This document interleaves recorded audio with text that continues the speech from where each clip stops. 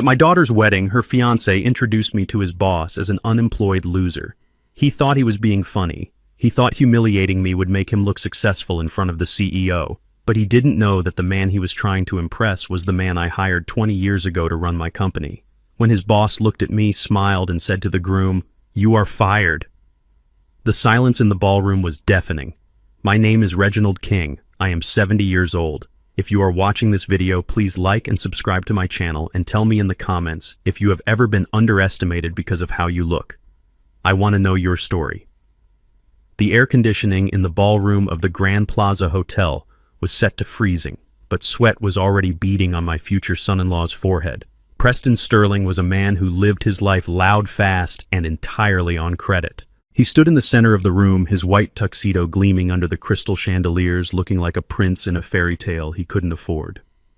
I stood in the shadows near the kitchen entrance, wearing the only suit I had kept in my closet, a charcoal gray wool blend from the 90s that smelled faintly of mothballs and cedar.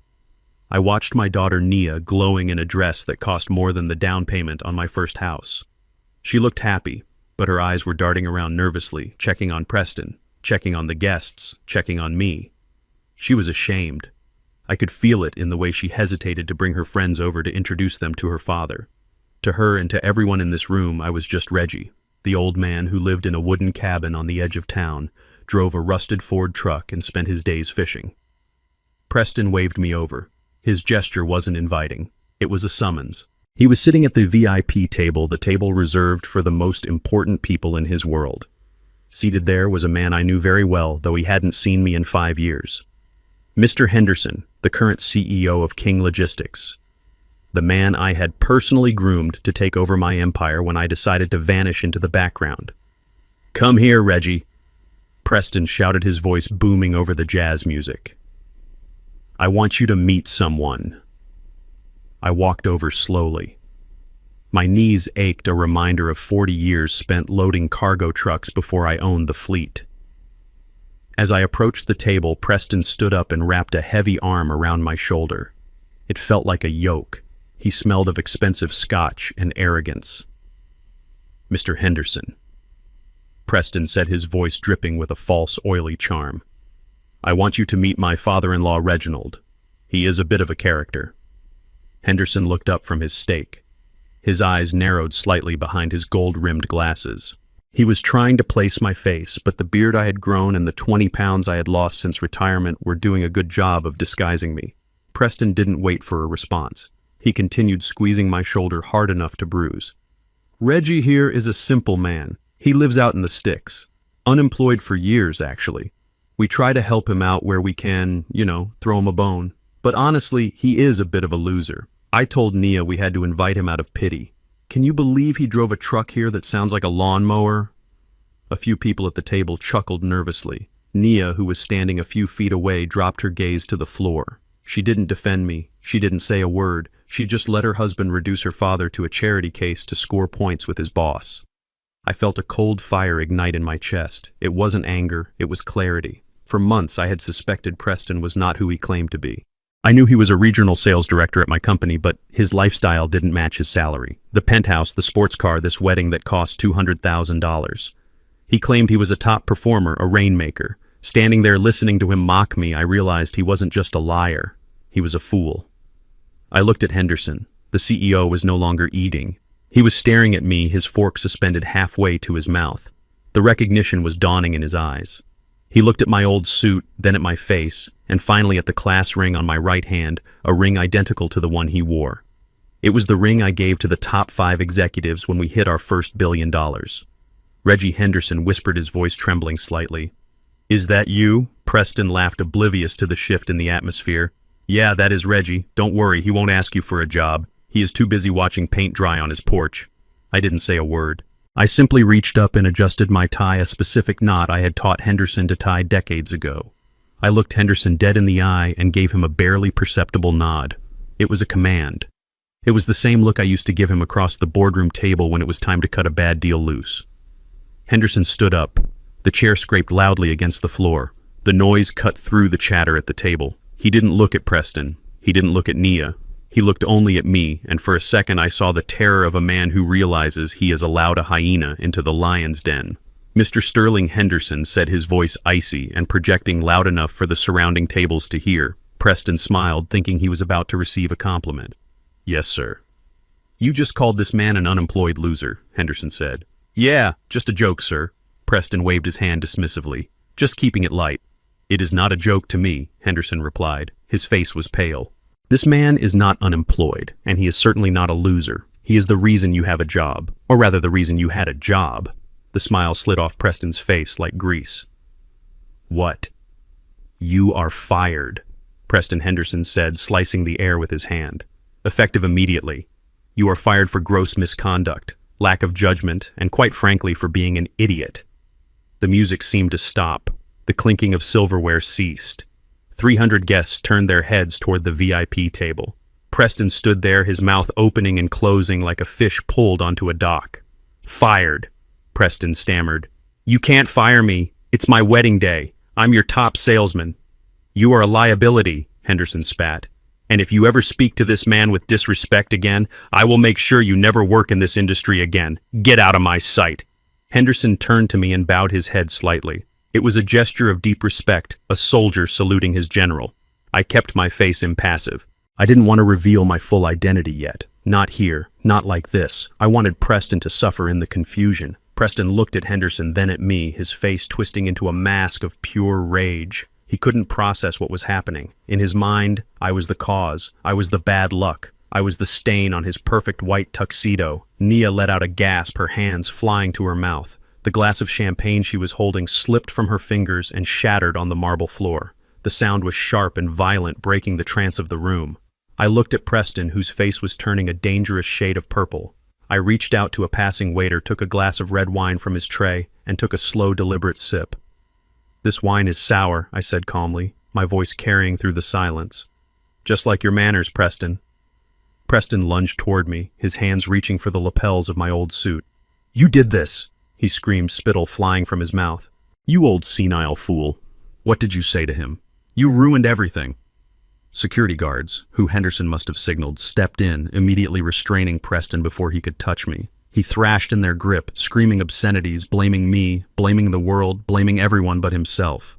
I turned my back on him. I walked over to the table, picked up a linen napkin, and wiped a speck of dust from my sleeve. The wedding was over. The war had just begun. And Preston Sterling had no idea that he had just declared battle against the man who owned the battlefield. Preston didn't just get angry, he shattered. The reality of what Henderson had said hit him like a physical blow, but instead of accepting it, his mind rejected it completely. It was easier for him to believe that the world had gone mad than to admit he had made a mistake.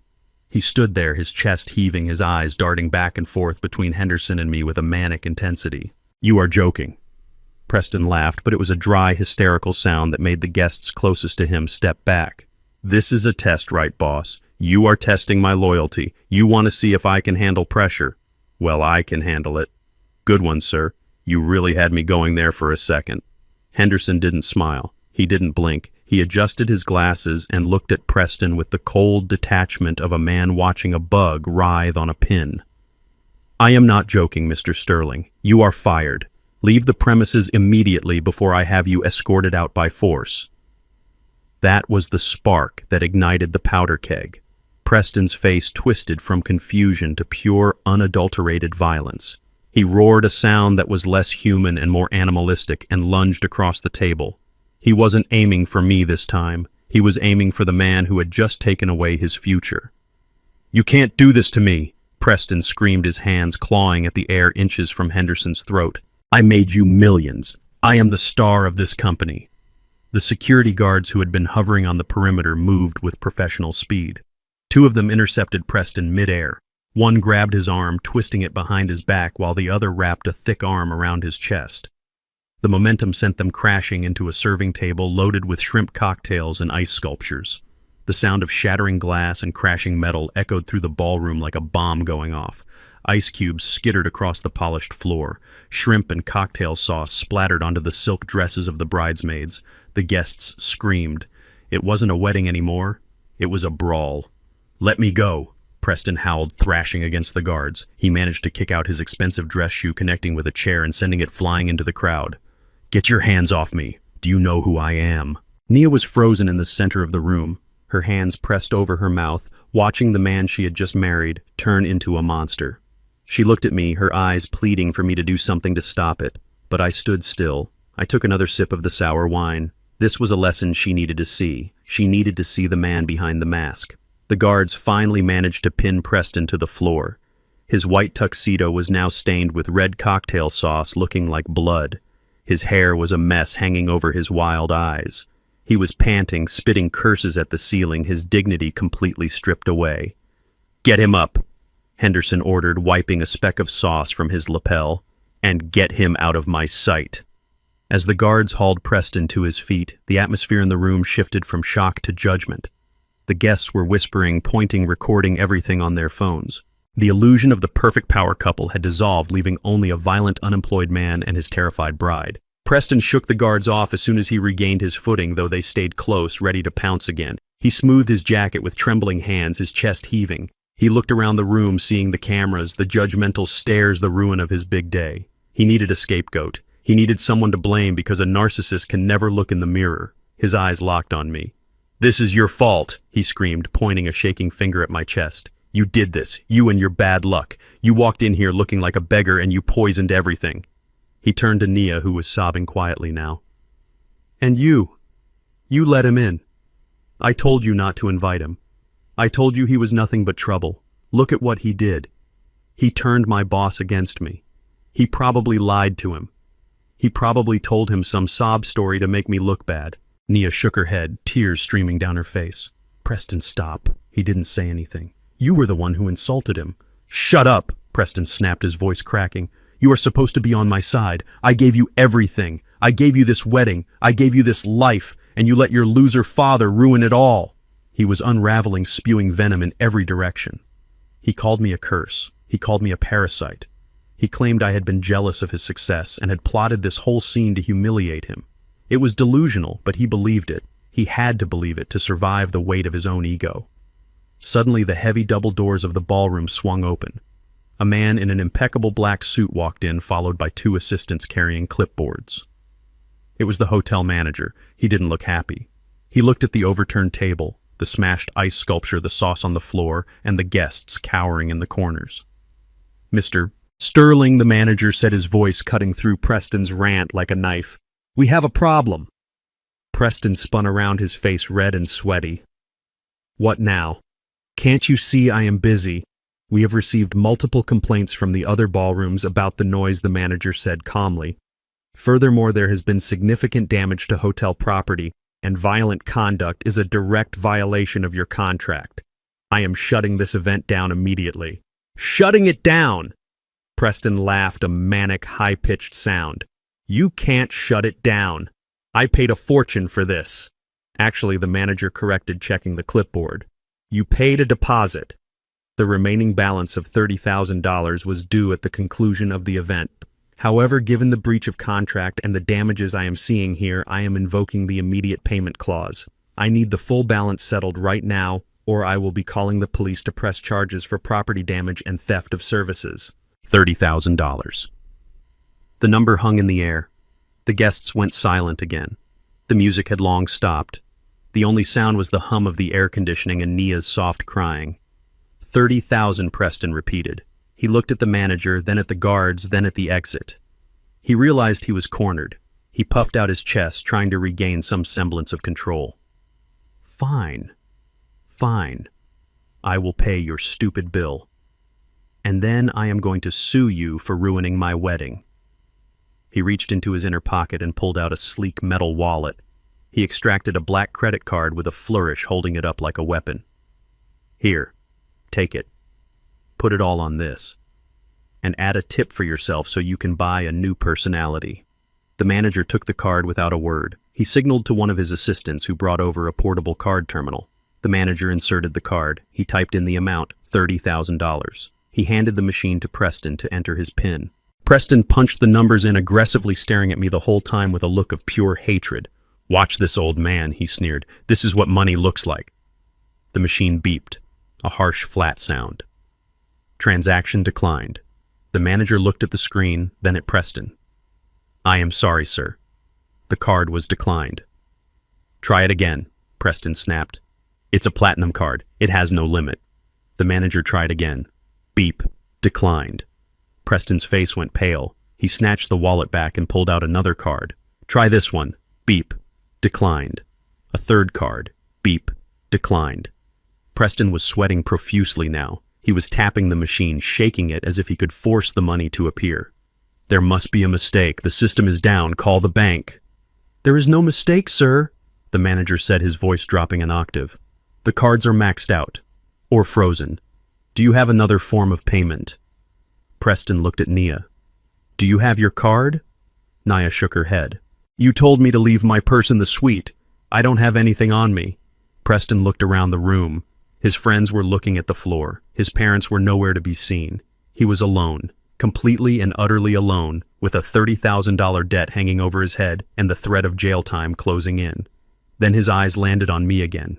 He stared at me, and a twisted idea formed in his desperate mind. He walked over to me, invading my personal space, his breath hot and smelling of desperation. "You," he hissed. "You pay it." I looked at him calmly. "Excuse me." "You heard me," Preston shouted, his voice echoing off the walls. "This is your fault. You got me fired. You caused this scene. You are the father of the bride. It is tradition for the father to pay. So, pay it." He pointed at my old suit, at my worn shoes. "I know you have some savings tucked away in a mattress somewhere. Dig it out. Write a check. Do whatever you have to do. But you are not leaving this room until you fix the mess you created." He grabbed my lapel again, his eyes bloodshot and wild. "Pay the bill, old man, or I swear to God I will make sure you never see your daughter again." I reached into the inner pocket of my frayed wool jacket. The movement was slow and deliberate, drawing the eyes of everyone in the room. Preston stopped breathing. His eyes locked onto my hand, his pupils dilated with a mixture of greed and relief. He thought he had won. He thought his intimidation tactics had worked and that the old man was about to pull out a checkbook to save the day. I saw the tension leave Nia's shoulders. She let out a shaky breath, believing that her father was going to fix the disaster she had married into. She looked at me with gratitude, but underneath that I saw the expectation. She expected me to pay because I had always paid. I withdrew a single cream-colored envelope. It was slightly bent at the corners. I held it out to Preston. "Take it," I said softly. Preston snatched it from my hand like a starving dog grabbing a bone. He didn't even say thank you. He tore the flap open, his fingers shaking, looking for the check that would clear his debt and restore his ego. He pulled out the contents. It wasn't a check, it wasn't cash, it was a greeting card. A simple card with a picture of a sailboat on the front. Preston stared at it. He flipped it over. He shook the envelope upside down, hoping something else would fall out. Nothing did. He opened the card and read the handwritten message inside. I had written it that morning while drinking my coffee. "Independence is the greatest gift a father can give. Congratulations on your new life." Preston looked up at me, his face contorted in disbelief. "Is this a joke?" he spat, throwing the card onto the floor. "Is this some kind of sick joke? I need $30,000 and you give me a Hallmark card. It is not a joke." I replied, my voice steady. "It is a lesson." "You said you are a self-made man, Preston. You said I was a loser. A loser cannot help a winner. You are on your own." Nia rushed forward, grabbing my arm. Her nails dug into my sleeve. "Daddy, please, you can't do this. The manager is going to call the police. They are going to arrest him. Please, just pay it. I know you have savings. I know you have the money from Mom's life insurance. Just give it to him. Do it for me." I looked at my daughter. I looked at the woman I had raised to be strong, to be independent, to be kind. And all I saw was a stranger who was willing to bleed her father dry to protect a man who had just humiliated him. "I have paid enough, Nia," I said, my voice hardening. She shook her head. "You haven't paid anything. You just gave us a card." "I haven't paid anything." I repeated, a bitter laugh escaping my lips. "Let me refresh your memory, daughter. Who do you think paid off the loan on your red Audi last year when Preston forgot to make the payments for 4 months? It wasn't the bank being nice. It was me." Nia froze. Her eyes went wide. "Who do you think put up the down payment for that condo in downtown Atlanta you two brag about owning?" I continued, my voice rising just enough to carry over the whispers of the crowd. You told everyone it was Preston's bonus. Preston told everyone he was a real estate genius, but I wrote that check. I sent it anonymously to the closing attorney so you wouldn't lose the deal. Preston stepped back looking like he had been slapped. He knew. He had always suspected, but he had never wanted to admit that his lifestyle was subsidized by the man he despised. And the credit card debt, I added, looking directly at Preston. The $50,000 you racked up on online gambling last Christmas. You told Nia you won a lottery scratch-off to pay it back. There was no lottery. I paid the bookie because I didn't want men with baseball bats showing up at my daughter's door. I stepped closer to them. I have spent $200,000 in the last 2 years cleaning up your messes. I did it from the shadows because I wanted you to have dignity. I wanted you to have a chance to stand on your own feet. But today, you showed me that you don't want dignity. You want a servant. You want an ATM. Nia was crying openly now, her makeup running down her face. Daddy, stop. Please stop. Everyone is listening. You are embarrassing us. I am not embarrassing you, I said coldly. You embarrassed yourselves. You introduced me as a loser. You introduced me as a burden. Well, congratulations. The burden is gone, and so is the bank. Preston wiped the sweat from his face, his eyes darting around the room like a trapped animal. He saw the security guards moving closer. He saw the manager tapping his watch. He needed a lifeline, and he realized he had one card left to play. Nia, he barked, use the emergency card. The one your dad gave you for medical emergencies. It has a high limit. Use it. Nia looked at me, then at Preston. She hesitated. Do it, Preston screamed. Or I am going to jail. Nia reached into her purse. She pulled out a small silver credit card. It was a supplementary card linked to one of my private accounts. I had given it to her 5 years ago, telling her it was for life or death situations only. She had never used it, until now. She walked toward the manager, her hand trembling. Here, she said, her voice barely a whisper. Try this. I didn't move to stop her. I didn't grab her hand. I simply reached into the pocket of my trousers and pulled out my phone. It wasn't a smartphone. It was an old, rugged brick phone that I used for secure communications. It looked like a relic, something a construction worker would use in the early 2000s. Preston saw the phone and let out a laugh. Look at that. He is calling for help on a dinosaur. I didn't look at him. I dialed a short code. *99#. It was a direct command to my banking mainframe, a kill switch I had programmed for this specific account. I pressed send. The manager took Nia's card. He swiped it. He waited. I watched the machine. I watched the red light blink. Declined, the manager said. Nia gasped. That is impossible. Daddy said it had $50,000 on it. Try again. The manager swiped it again. Declined. Card invalid. Please confiscate. The manager looked at Nia. I am sorry, ma'am. This account has been frozen, and the bank has ordered me to keep the card. He slipped the plastic rectangle into his pocket. Nia turned to me, her face a mask of betrayal. Daddy, what did you do? I put the brick phone back in my pocket. I patted the side of my leg. I cut you off, Nia, I said. You chose him. You chose the man who mocks your father. You chose the man who spends money he doesn't have. You chose the man who values appearance over character, so you can deal with the consequences together. That is what marriage is. Preston roared in frustration and tried to rush me again, but the security guards were ready. They slammed him against the wall, handcuffing him before he could take 2 steps. That is assault, Preston screamed as they dragged him toward the door. I will sue you. I will sue this hotel. I will sue everyone. The manager signaled to his staff, call the police and get the invoice ready for the legal team. I adjusted my jacket. I looked at Henderson, who was watching the scene with a grim satisfaction.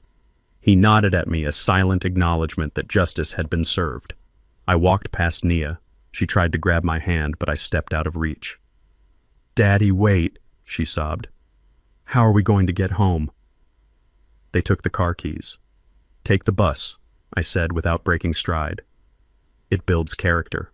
I walked out of the ballroom, the heavy doors swinging shut behind me, cutting off the sound of Preston's screaming and my daughter's crying.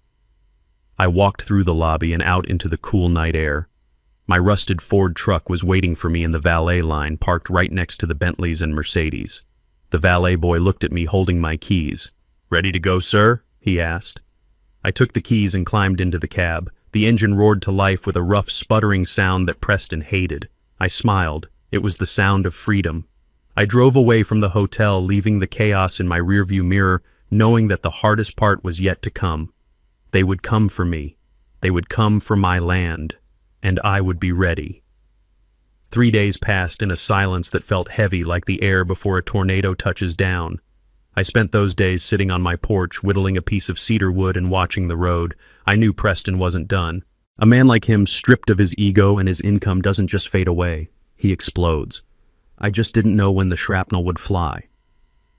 It happened on Tuesday afternoon. A black SUV tore up my gravel driveway, kicking up a cloud of dust that settled over my freshly washed truck. They didn't park. They skidded to a halt inches from my front steps. Preston jumped out of the driver's seat.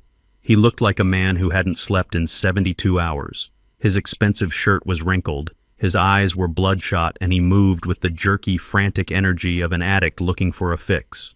Nia climbed out of the passenger side. She looked smaller than I had ever seen her, her shoulders hunched, her eyes fixed on the dirt.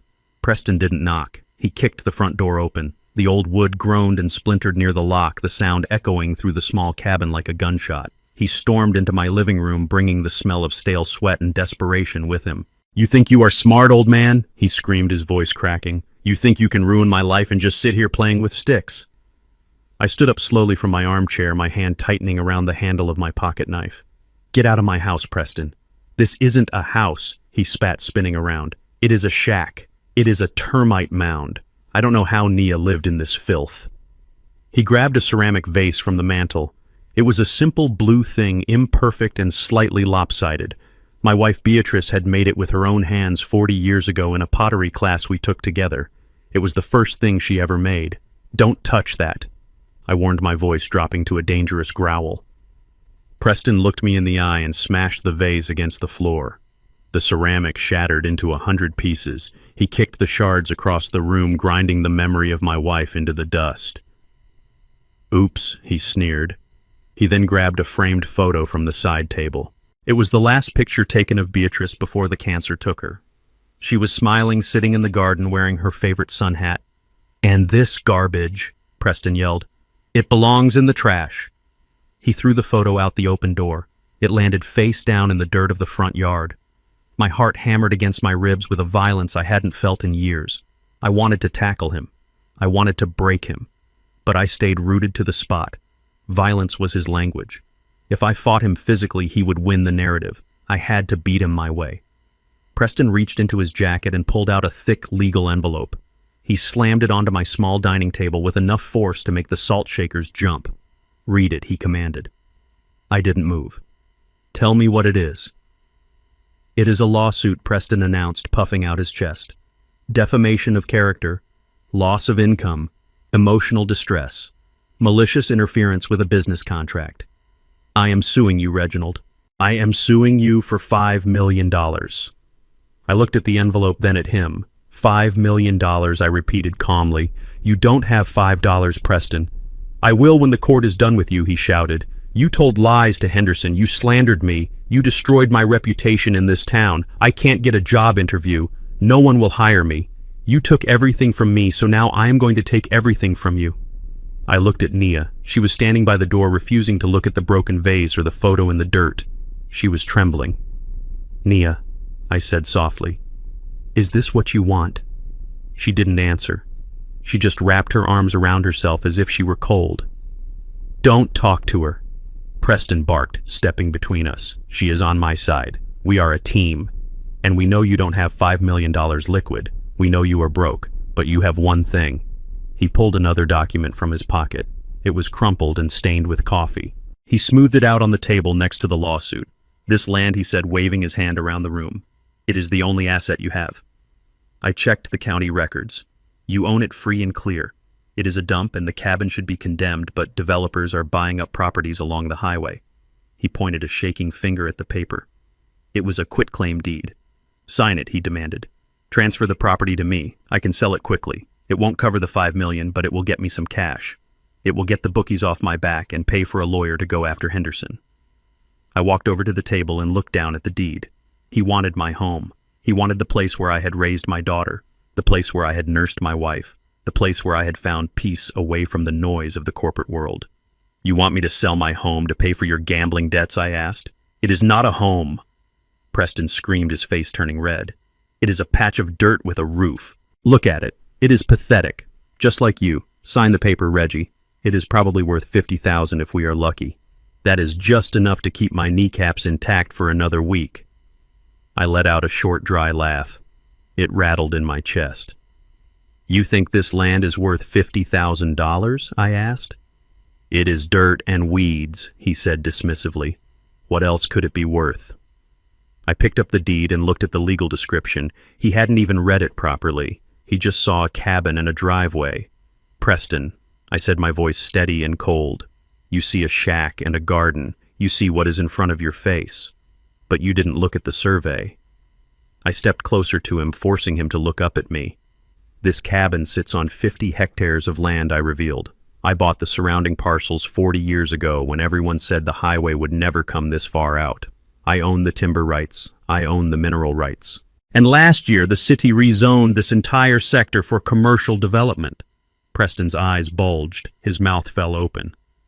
"This land isn't worth $50,000, I said. "It is appraised at $12 million. The silence that followed was absolute. Even Nia looked up, her eyes wide with shock. Preston stared at me and then looked around the cabin with a new expression. The disgust was gone, replaced instantly by a ravenous, desperate greed. He looked like a starving wolf that had just stumbled upon a slaughterhouse. $12 million, he whispered. "You are sitting on $12 million and you live like this. You drive that piece of junk truck and wear these rags when you have $12 million in the dirt." "I live like this because I choose to," I said. "Because my memories are here. Because my wife is buried under the oak tree out back. You see a price tag, Preston. I see a sanctuary, and I am not selling a square inch of it to save a leech like you." Preston's shock morphed back into rage, but this time it was fueled by envy. He snatched a pen from his pocket and shoved it into my chest. "Sign it," he hissed. "Sign it right now. You owe us. You owe Naya. You have been hoarding this wealth while we struggle. It is selfish. It is evil. Sign the paper, old man, or I swear I will burn this place to the ground with you in it." "No," I said. Preston threw the pen across the room. It bounced off the wall and landed in the fireplace. He paced back and forth, running his hands through his hair, muttering to himself. He looked at the lawsuit, then at the deed, then at me. He realized he couldn't force me physically, not without crossing a line he wasn't ready for yet. But his eyes lit up with a malicious idea. He pulled out his phone. "Fine. You want to play hardball. You want to keep your precious sanctuary. Let us see how much you love it when it is condemned." He dialed a number, putting it on speaker so I could hear the ringing tone. "Building department," a voice answered. "Yes, I want to report a severe code violation," Preston said, his voice smoothing into a fake tone of concern. "I am at 404 Pine Road. The structure is unstable. The foundation is rotting and there is exposed wiring throughout the house. It is a fire hazard. I am very worried it is going to collapse on the elderly occupant." He looked at me and winked. "Yes, I am a concerned relative," he continued. "Please send an inspector immediately. It needs to be condemned. It needs to be demolished for safety reasons." He hung up the phone and smiled at me, a cruel, twisted grin that showed all his teeth. "You won't sell it." "Fine. Then I will have the county tear it down. Let us see how much your $12 million land is worth when your house is a pile of rubble." "We are leaving, Nia." He grabbed my daughter by the arm and dragged her toward the door. "Enjoy your last night in your shack, old man," he called out over his shoulder. "The bulldozers are coming." The heavy tires of the municipal truck crunched on the gravel, signaling the arrival of the executioner Preston had summoned. I watched from my rocking chair as the white pickup truck stopped next to Preston's black SUV. The contrast was stark. The city vehicle was dusted with work and utility, while Preston's car screamed of leased luxury and debt. The building inspector stepped out. He was a man who carried his authority like a sledgehammer. He slammed the truck door shut and adjusted his belt, his eyes hidden behind dark aviator sunglasses. He marched toward the porch, ignoring the beautiful morning light filtering through the trees, focused entirely on the clipboard in his hand. Preston stepped forward to greet him, his face lighting up with vindictive glee. "Over here, officer. This is the property. As I told you on the phone, it is a hazard. The wiring is older than I am, and the foundation is basically mud. I am terrified it is going to collapse on my father-in-law."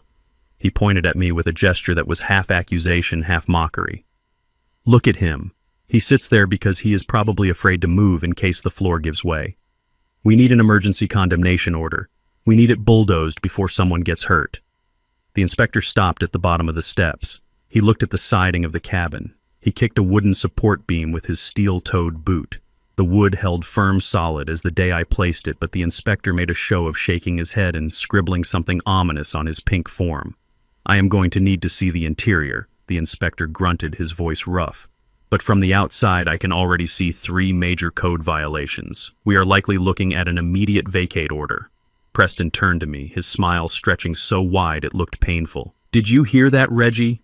An immediate vacate order. That means you get out now. The bulldozers are coming just like I promised. You should have signed the deed when you had the chance. Now you lose the land and the house.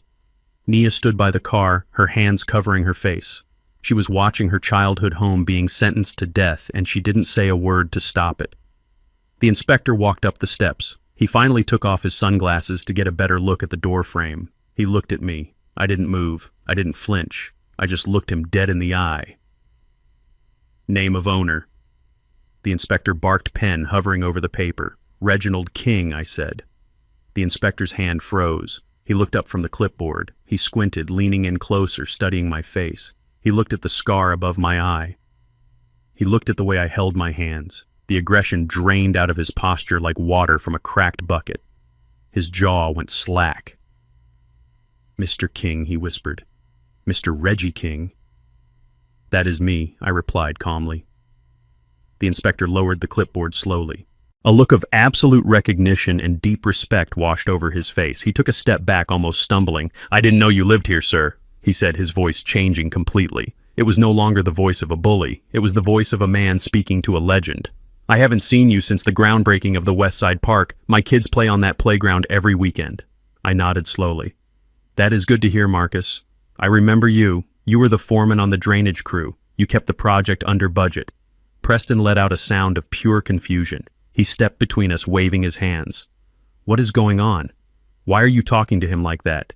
He is a code violator. He is living in a shack. Condemn it. Marcus turned on Preston.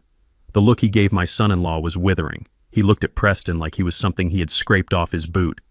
Who is this clown, Mr. King? Marcus asked me. My son-in-law, I said. He seems to think he is an engineer today. Marcus laughed a short, sharp bark. He looked at Preston. Son, you have no idea who you are talking to. Mr. King didn't just build this cabin. He built half the infrastructure in this county. He privately funded the new wing of the hospital. He paid for the library renovation. If he says this house is safe, then it is the safest building in the state. Preston's face went purple. That is a lie. He is broke. He is unemployed. He bribed you. I will report you. Marcus stepped into Preston's personal space. He was a head taller and 50 pounds heavier. Excuse me, are you accusing a city official of corruption? Because I can write you a ticket right now for filing a false report.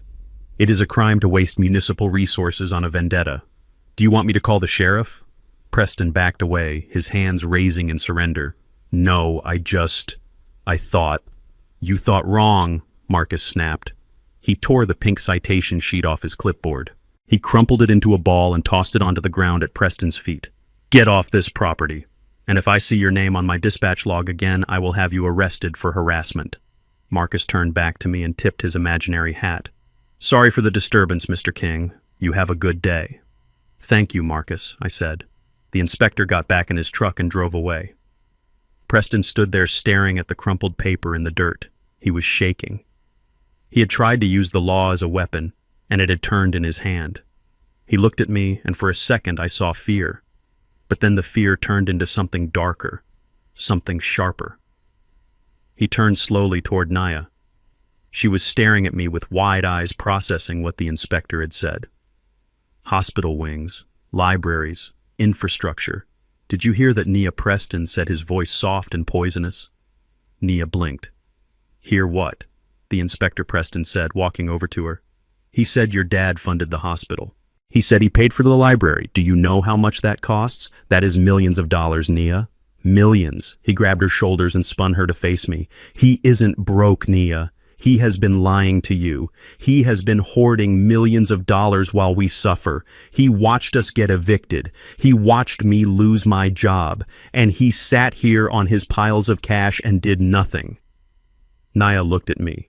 Her expression shifted. The confusion melted away, replaced by a deep, cold suspicion.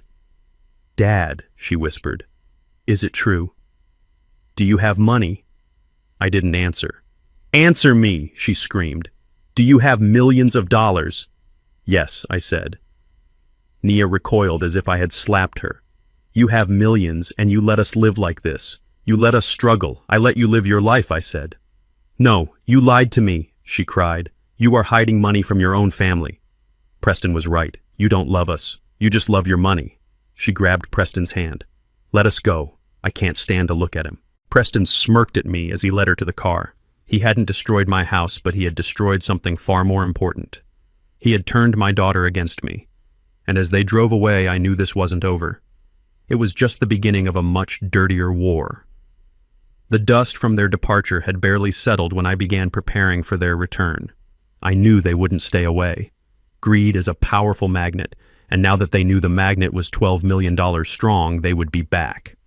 Sure enough, the next morning the black SUV roared up the driveway again. This time Nia didn't wait for Preston to open her door. She stormed onto the porch, her face pale and drawn her eyes red from crying. Preston followed close behind, looking like a vulture circling a wounded animal. "Why did you do it?" Nia screamed, her voice raw. "Why did you let us struggle?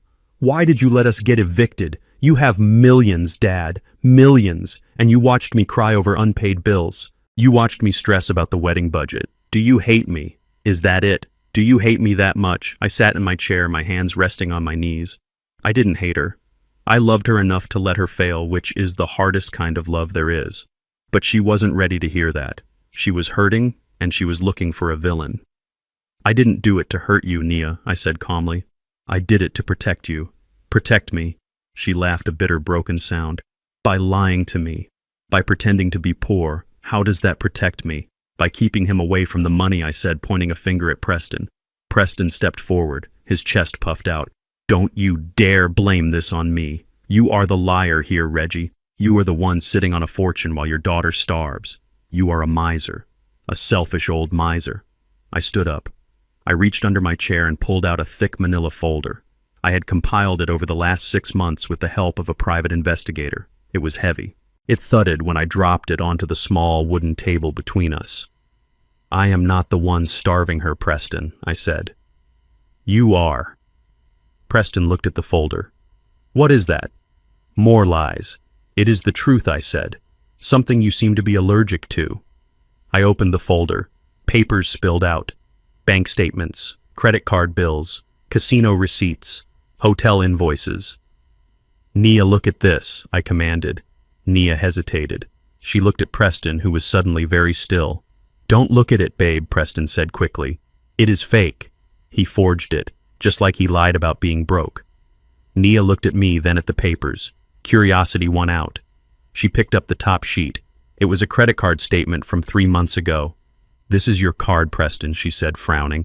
"It says you spent $5,000 at the Diamond Club." She looked up. "That is a strip club. You told me you were at a sales conference in Chicago." Preston's face went white. "That is not mine. He stole my identity. Or he photoshopped it. You know technology these days. He is trying to frame me." I handed her another paper. "This is a promissory note," I said, "to a loan shark in Las Vegas. $200,000, Preston. You owe $200,000 in gambling debts. That is why you are desperate for my land. That is why you need cash now. Not for a house. Not for Nia. To save your own skin." Nia flipped through the pages. Her hands were shaking violently. There were receipts for jewelry she had never received. There were hotel bookings in town for nights he said he was working late. There were transfers to offshore betting sites totaling more than her annual salary. "Oh my God," she whispered. "A sapphire necklace. $4,000. Who is Candy?" Preston snatched the paper from her hand. "Nobody. It is a typo. It is a business expense. Nia, listen to me. Look at him. Look at this old man. He hates me. He has hated me since day one. He went out and paid someone to make these fake documents to break us up. He wants to control you. He wants to buy you with his millions, but first he has to get rid of me. He turned to me, his eyes bulging. You are sick, Reggie. You are a sick, manipulative old man. You think you can buy your daughter back. You think these lies will work. They aren't lies, I said, and you know it. Nia looked at Preston. She held up a photo from the pile. It was a picture of Preston entering a motel room with a woman who was definitely not Nia.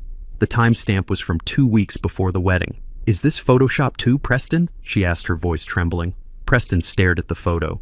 The evidence was irrefutable. The cornered animal panic set in. He couldn't deny it, so he attacked. He grabbed Nia by the shoulders and shook her hard. You are being stupid, he shouted. Can't you see what he is doing? He is gaslighting you. He is the enemy here. He is the one with the secret fortune. I am your husband. You are supposed to trust me. I don't know, Preston, Nia sobbed, trying to pull away. There is so much. The dates match. The money. Shut up, Preston screamed. He raised his hand, his face twisted in a snarl of pure aggression. He was going to hit her. He was going to strike my daughter to silence her doubts. The air in the room changed instantly. I moved. I didn't move like a 70-year-old man. I moved like the dock worker I used to be. I caught Preston's wrist in midair, inches from Nia's face. My grip was iron. I squeezed, digging my thumb into the tender tendons of his wrist. Preston gasped, his eyes snapping to mine. Let go, he grunted. I twisted his arm, forcing him to step back, forcing him to release Nia. I stepped between them, a wall of gray wool and rage. If you ever, I said, my voice low and vibrating with a deadly promise, raise your hand to my daughter again, you will not walk out of this house. Do you understand me? I shoved him backward. He stumbled, tripping over his own feet and crashing into the doorframe. He rubbed his wrist, looking at me with a mixture of fear and hatred. He had underestimated the old man again. Nia was crying, clutching the damning papers to her chest. She looked at Preston with horror, as if seeing him for the first time. Get out, I told him. Get off my property. Preston straightened his jacket. He looked at Nia, then at the papers, then at me. He regained a sliver of his bravado, the mask sliding back into place. Fine, he spat. I am leaving. But this isn't over, old man. You think you have won because you have some money and some fake photos. But you don't know who you are dealing with. He pointed a finger at me. You are going to regret this. I am going to take everything. The land, the money, the girl. You are going to die alone in this shack, and I am going to piss on your grave. He turned to Nia. Are you coming, or are you staying with the liar? Nia didn't move. She just cried. Suit yourself, Preston sneered. You will come crawling back when you realize he is just trying to control you. He stormed out to the SUV, slammed the door, and peeled out of the driveway, leaving a cloud of dust and a silence that felt like a wound. I turned to my daughter. She was broken, but at least she was safe. For now. You are going to pay for this, Preston yelled out the window as he drove off. You are going to pay. Preston Sterling was a man drowning in the deep end of a pool he had dug himself. The $200,000 debt to the loan sharks in Las Vegas wasn't just a number on a piece of paper anymore. It was a ticking bomb. After I kicked him off my property, he didn't go to a hotel. He couldn't. His credit cards were frozen blocks of useless plastic. He parked his leased SUV, which was likely days away from repossession, in the back lot of a 24-hour diner on the edge of town. He sat there in the dark, the engine idling, the air conditioning, fighting a losing battle against the sweat pouring down his face. He opened his laptop. It was a sleek Silver Machine Company property he had failed to return after Henderson fired him at the wedding. He stared at the screen, his reflection looking back at him ghostly and terrified. He knew he had one card left to play in the corporate world. He knew where the bodies were buried. Or rather, he knew where the money was buried. King Logistics maintained a database known internally as the Gold Ledger. It was a list of our top 500 clients, their private contact information, their shipping routes, and their contract renewal dates. It was data worth millions to a competitor. If Preston could download that file and sell it to our biggest rival across town, he could pay off the loan sharks and still have enough left over to fight me for the land. He cracked his knuckles. He connected to the diner's free Wi-Fi. He launched the secure VPN client. His hands were shaking so badly, he mistyped his password twice. On the third try, the connection bar turned green. Access granted. He let out a breath he didn't know he was holding. A twisted smile spread across his face. He thought we were stupid. He thought Henderson had forgotten to revoke his credentials in the chaos of the wedding aftermath. He navigated through the server folders, his eyes scanning for the file. There it was. Gold Ledger Master XLSX. He clicked download. "I got you," he whispered to the empty car. "I got you all." The progress bar appeared on his screen. 10%, 20%. He was already calculating the payout. He was already imagining the look on Henderson's face when the company lost its biggest accounts. He was salivating at the thought of buying a lawyer to destroy me. 50%. At that exact moment, I was sitting on the porch of my cabin watching the fireflies dance in the twilight. A mug of chamomile tea sat on the railing, steam rising into the cool air. The silence of the woods was absolute, a stark contrast to the chaos brewing in Preston's life. I felt a vibration in the pocket of my work trousers. It wasn't a smartphone notification. It was a steady, rhythmic pulse from my old brick phone. I pulled it out. The small monochrome screen was glowing with a single line of text. "Intrusion detected. User ID Sterling." I didn't panic. I didn't rush to a computer. I took a sip of my tea. Preston thought he had found a security oversight. He thought he had found a back door. What he didn't know was that I had built that back door myself 20 years ago. When I designed the architecture for the company's digital infrastructure, I built a honeypot. It was a trap designed specifically for disgruntled ex-employees who thought they could burn the house down on their way out. The file he was downloading wasn't the client list. It was a digital executable file disguised as a spreadsheet. It was a program I called the Guillotine. I looked at the phone. It gave me two options. One was to block the access. The other was to execute the countermeasure. I thought about the way he spoke to my daughter. I thought about the vase he smashed. I thought about the disrespect he showed to the people who built this company. I pressed the button for option 2. Execute. In the parking lot of the diner, Preston's laptop screen flickered. The download bar hit 99% and stopped. "Come on," he hissed, tapping the enter key. "Come on, you piece of junk." The screen didn't finish the download. Instead, it turned a bright, angry crimson. A text box appeared in the center of the screen, black letters against the red background. "Unauthorized access detected. Countermeasures initiated. Smile, you are on camera." Preston froze. The little green light next to his webcam turned on. Before he could cover it, the camera snapped a series of high-definition photos of his face, capturing the exact moment his arrogance turned to terror. Then the laptop went haywire. The cooling fans spun up to maximum speed, creating a high-pitched whine that sounded like a jet engine taking off. The hard drive began to overwrite itself, scrubbing every piece of data Preston had ever saved. His personal emails, his banking passwords, his contacts, his evidence for his fake lawsuit against me. It was all being eaten by the code I had written 2 decades ago. "No," Preston screamed. He tried to force shut the laptop, but the screen wouldn't turn off. He held the power button down, but the machine ignored him. The speakers blasted a loud, oscillating siren noise, drawing the attention of everyone walking into the diner. Preston panicked.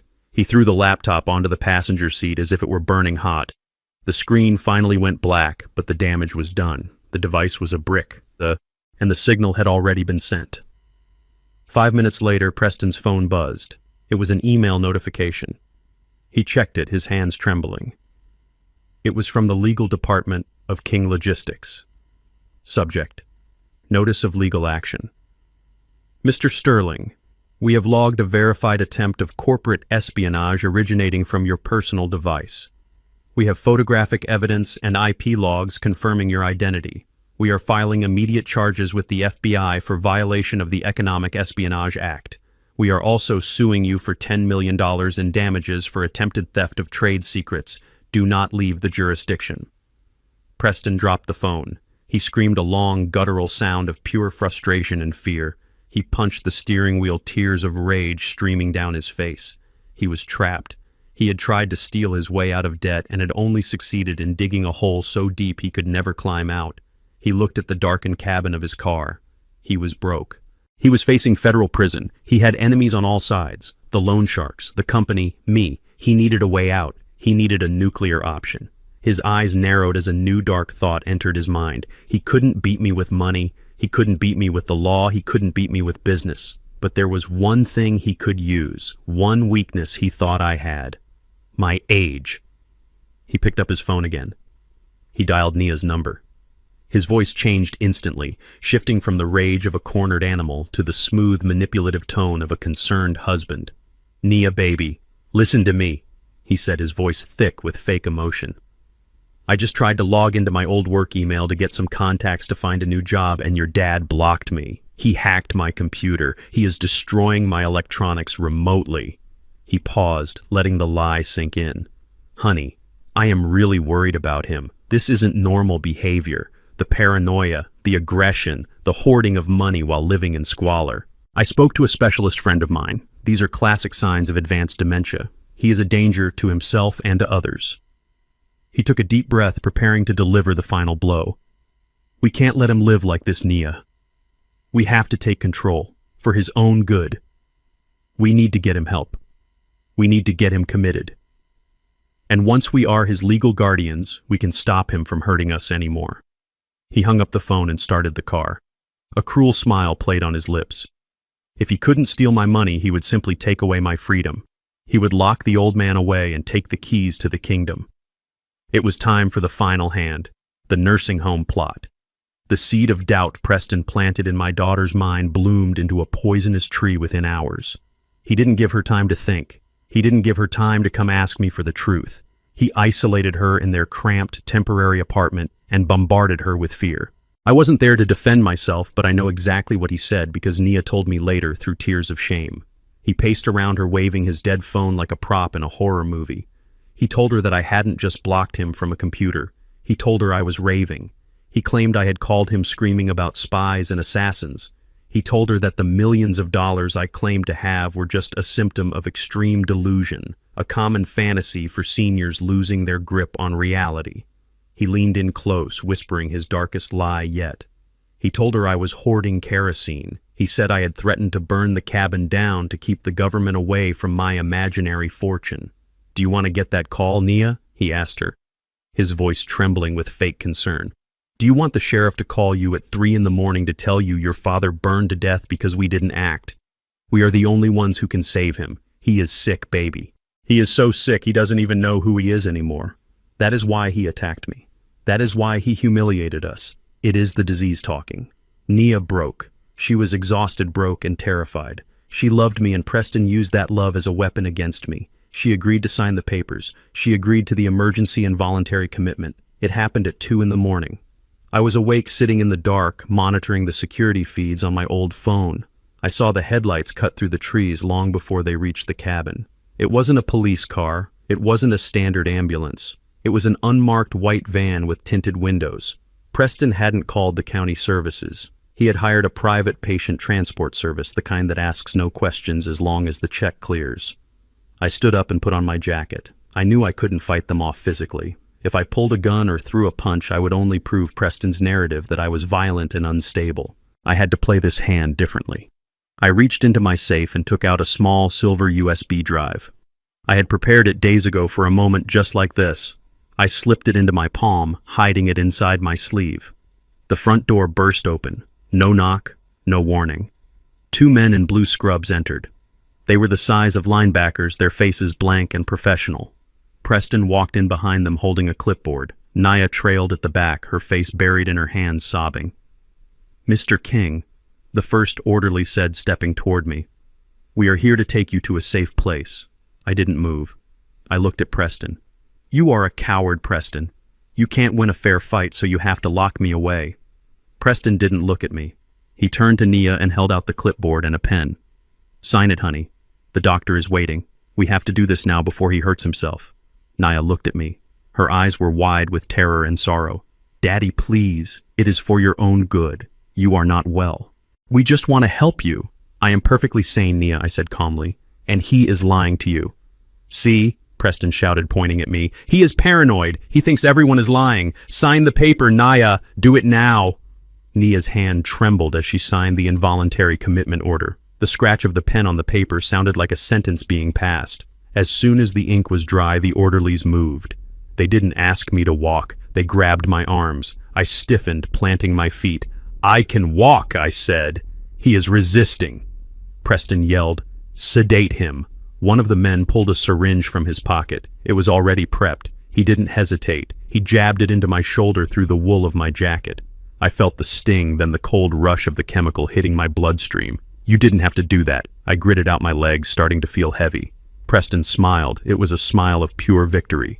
He walked over to me as the drug began to pull me down. "It is better this way, Reggie," he whispered so only I could hear. "You get a nice padded room. I get the power of attorney. I get the land. I get the money. And Nia gets to think she saved her daddy. Everyone wins." My vision blurred. The room tilted. The orderlies began to drag me toward the door. My feet dragged on the floorboards. I fought the darkness closing in on my mind. I had one last thing to do, one last move to make, before I disappeared into the system. Nia was standing by the doorframe, crying, unable to look at me. I slumped, making myself dead weight, forcing the orderlies to adjust their grip. This brought me inches from her. I reached out with my right hand, the one holding the USB drive. I grabbed the edge of her jacket. She flinched, looking down at me. She expected me to scream. She expected me to beg. I didn't. I used the last ounce of my dexterity to slip the silver drive into her open pocket. My fingers brushed against her hand. She froze, feeling the cold metal object slide in.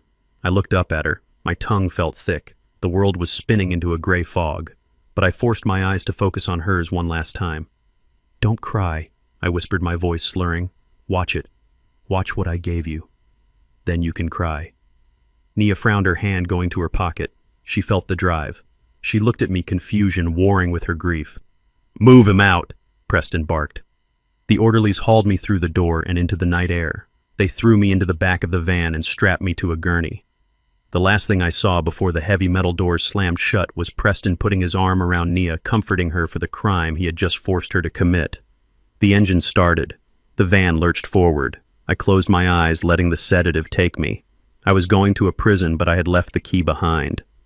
Preston thought he had buried me. He didn't realize he had just handed the shovel to the only person who could dig me out.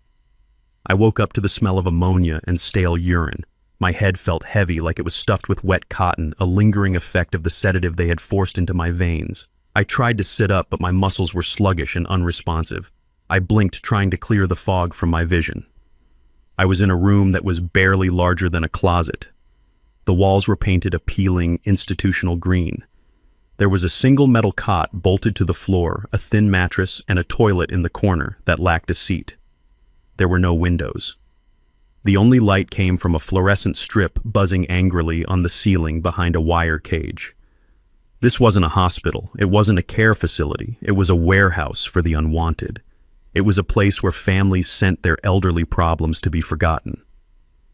I dragged myself to the edge of the cot and placed my feet on the cold linoleum floor. I wasn't afraid.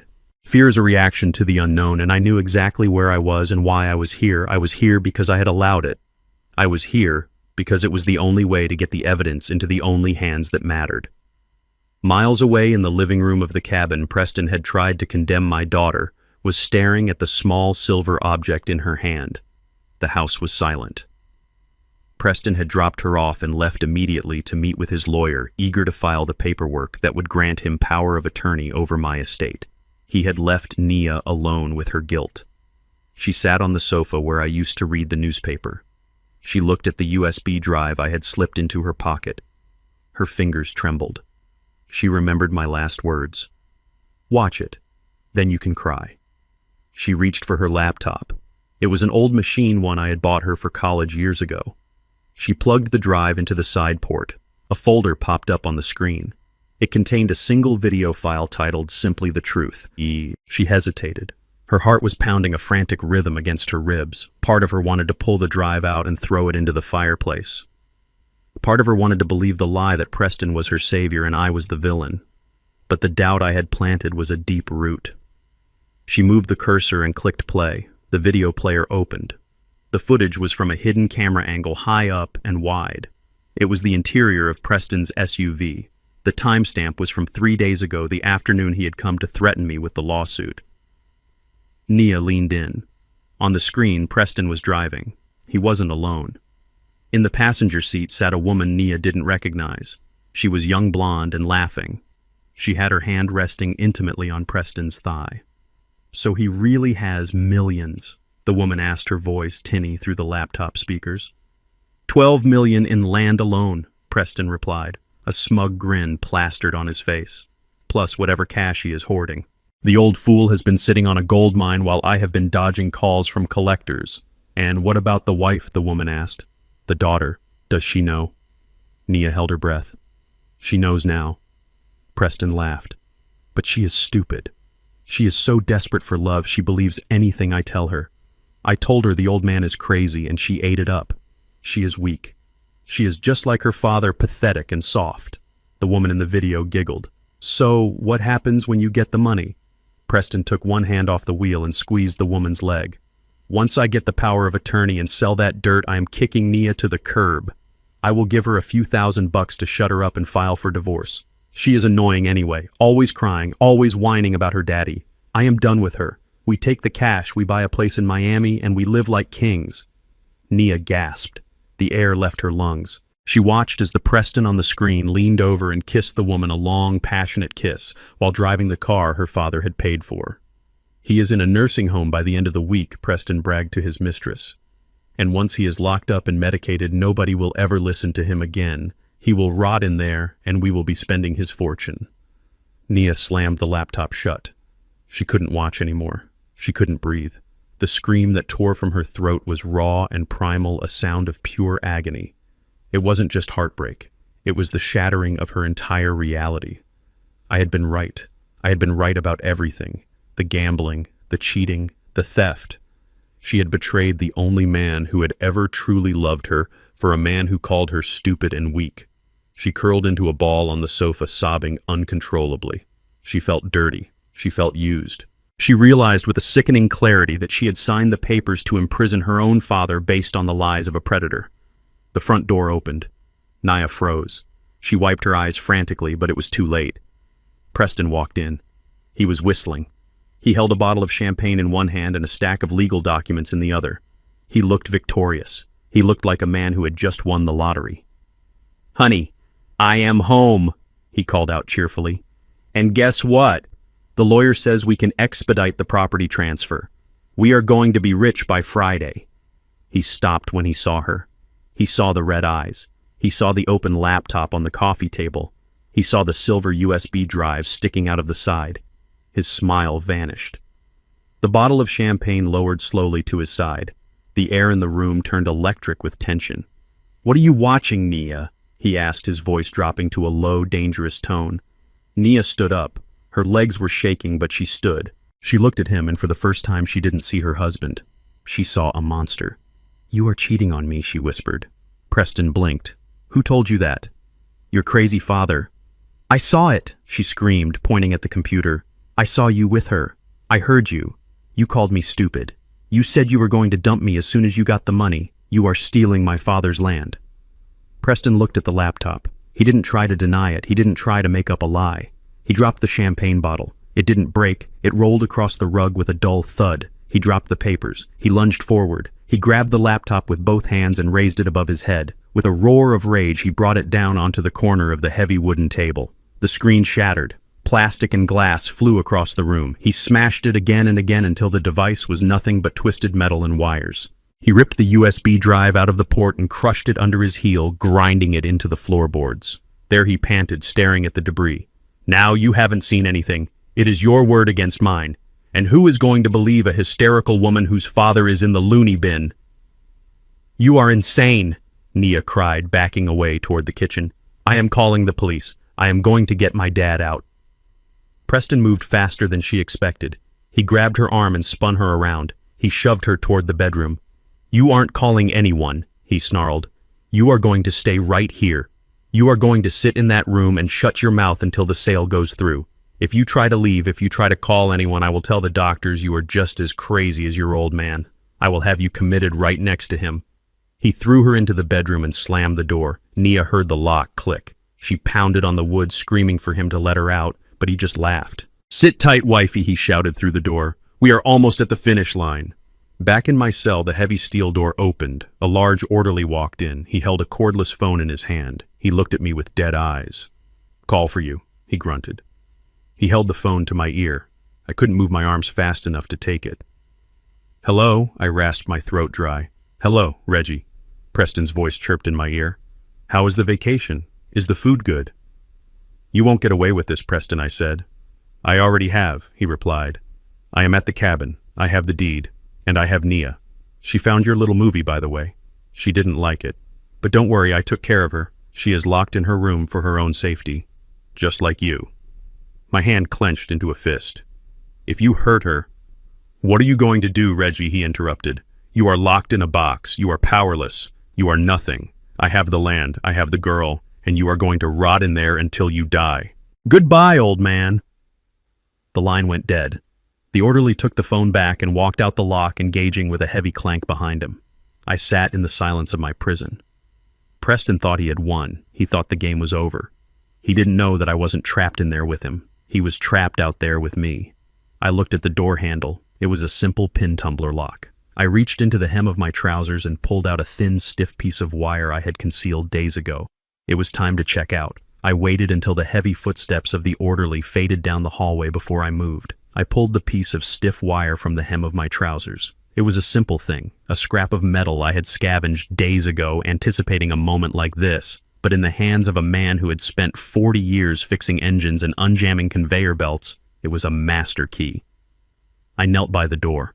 The lock was a standard commercial-grade deadbolt, strong against force, but weak against finesse. I inserted the wire feeling for the tumblers. I closed my eyes. I didn't need to see. I needed to feel. I visualized the internal mechanism, the springs, the pins. 1 click, 2 clicks. I applied a slight torque with my thumb. The third pin resisted, gritty and stubborn, but I coaxed it upward. The cylinder turned with a soft metallic groan that sounded like freedom. I pushed the door open just an inch. The hallway was dim lit by flickering fluorescent tubes that hummed with the sound of neglect. The orderly was sitting at a station about 20 feet away, his back to me, scrolling through his phone with his feet propped up on the desk. He was big, a wall of muscle, and fat, the kind of man hired for intimidation rather than care. I slipped out of the room, my socks silent on the cold linoleum. I didn't run. Running attracts attention. I walked with a predator's stalk, closing the distance before he even knew the air in the room had shifted. He must have sensed me at the last second. He spun his chair around, dropping his phone. "Hey!" he shouted, starting to rise. "Get back in your room, old man!" He reached for the taser on his belt. He was slow. He was confident. He saw gray hair and wrinkles and assumed I was frail. He didn't see the man who had built an empire with his bare hands. He didn't see the man who had loaded cargo ships in the freezing rain until his muscles turned to steel cable. I didn't stop. I stepped inside his reach as he lunged for me. He tried to grab my throat. I slapped his hand away and drove my fist into his solar plexus. It wasn't a wild swing. It was a short piston-like strike fueled by 70 years of gravity and rage. The air left his lungs in a wet wheeze. He doubled over. I didn't give him time to recover. I grabbed the back of his neck with one hand and his belt with the other, using his own momentum to slam him face first into the desk. His head bounced off the laminate surface with a sickening thud. He slid to the floor, groaning, clutching his face. "Stay down," I growled, my breathing even and steady. I grabbed his keys from his belt. I didn't look back. I walked down the corridor, my stride lengthening. I passed other rooms, hearing the soft cries of the people trapped inside, and I promised myself I would burn this place to the ground, legally speaking, once I was done. I reached the end of the hall and found the heavy oak door marked Administration. I didn't knock. I used the master key I had taken from the orderly and threw the door open. The office was plush, a stark contrast to the cells in the back. Persian rugs, mahogany furniture, the smell of expensive cigars. Sitting behind the desk was the director, a man named Dr. Eris. He was counting a stack of cash, likely the bribe money Preston had paid him. He jumped up, scattering the bills across the desk. "Who are you?" he demanded, his eyes wide. "How did you get out?" "Security." I slammed the door shut behind me and locked it. "Sit down," I commanded. Dr. Eris looked at the phone on his desk. "Don't even think about it," I said, walking toward him. "By the time you dial, I will be across this desk. And unlike your orderly, I won't be gentle." He sat back down, his face pale. "Look, Mr. King, we can work this out. Your son, he paid for a premium package. We are just following protocol." My son didn't pay for anything, I said, leaning over the desk. He paid you with stolen money. But that is not your biggest problem right now. Your biggest problem is that you didn't do your due diligence. You didn't check who I was. I know who you are, Eris stammered. You are Reginald King, a retired mechanic with dementia. I reached into my pocket and pulled out my old brick phone. I placed it on the desk next to his pile of dirty money. Look at the wall behind you, I said. Eris turned. On the wall, amidst various diplomas and awards, was a large bronze plaque commemorating the founding donors of the facility. Read the top name I ordered. Eris squinted. The Beatrice King Foundation. Beatrice King was my wife, I said, my voice dropping to a whisper that filled the room. This facility exists because I wrote a check for $3 million 10 years ago to care for the elderly with dignity. I own the land this building sits on. I sit on the board of the trust that pays your salary. Eris turned back to me. His mouth opened and closed, but no sound came out. The blood drained from his face so fast he looked like a corpse. He looked at my old suit, then at my face, and the realization hit him like a freight train. He had imprisoned his own boss. He had taken a bribe to torture the man who owned the building. "Oh my God," he whispered. "Mr. King." "Sir." "I didn't know. The paperwork said—" "The paperwork was forged," I snapped. "And you are finished. You are going to prison, doctor, for kidnapping, for fraud, for elder abuse, and I am going to personally ensure you never practice medicine again." I picked up his desk phone. I dialed a number I knew by heart. "Ms. Steinberg," I said when the line clicked open. "It is time. Execute the protocol and call the sheriff. I am at the nursing home." I looked at Eris. He was shaking, tears forming in his eyes. "Sir, please," he begged. "I have a family." "So do I said coldly. "And my family is currently being held hostage by a psychopath because you helped him. Get up." I marched him out of the office and through the front lobby.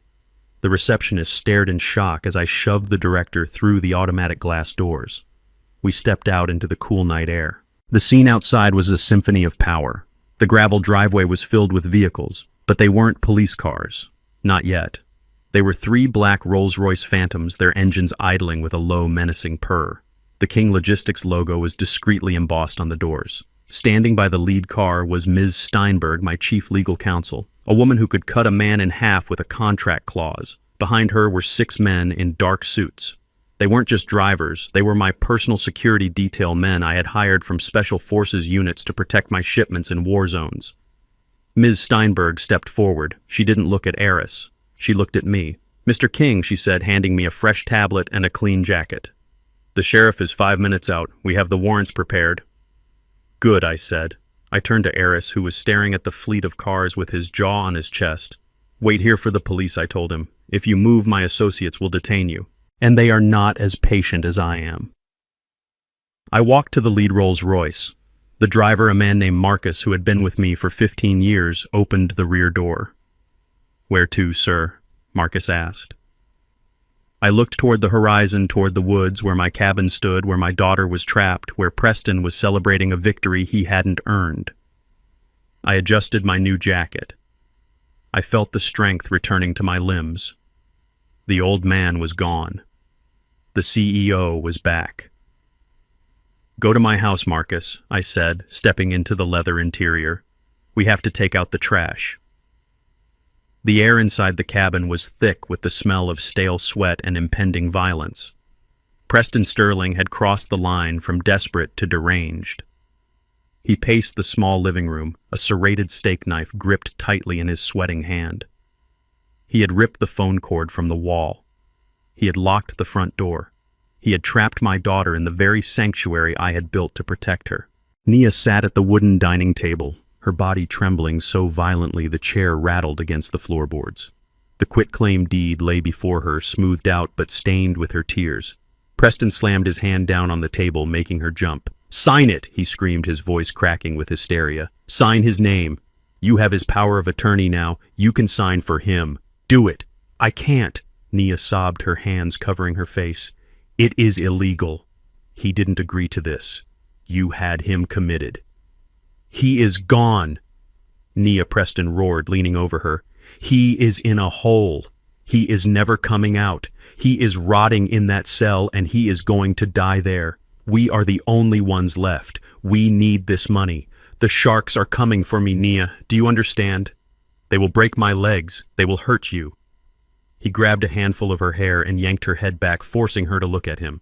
He brought the knife up, pressing the cold, jagged metal against the soft skin of her throat. A single drop of blood welled up under the blade. Sign the paper. He hissed, his eyes wide and bloodshot. Sign it, or I swear to God I will cut you.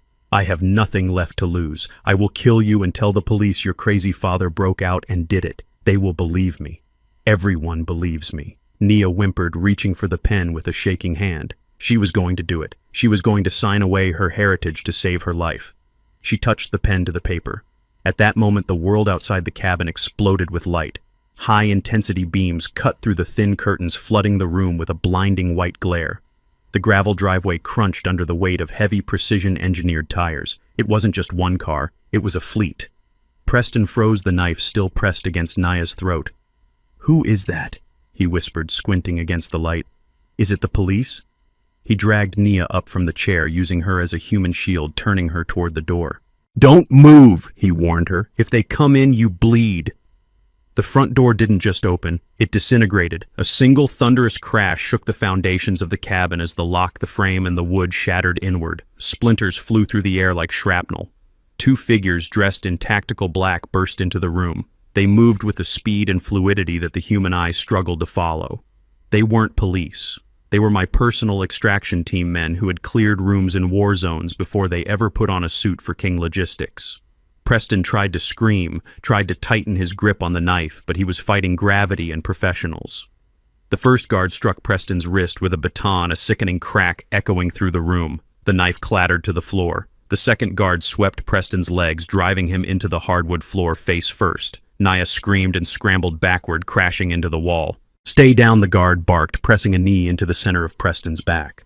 Preston howled in pain and confusion. "Who are you? What is happening?" Then silence fell over the room.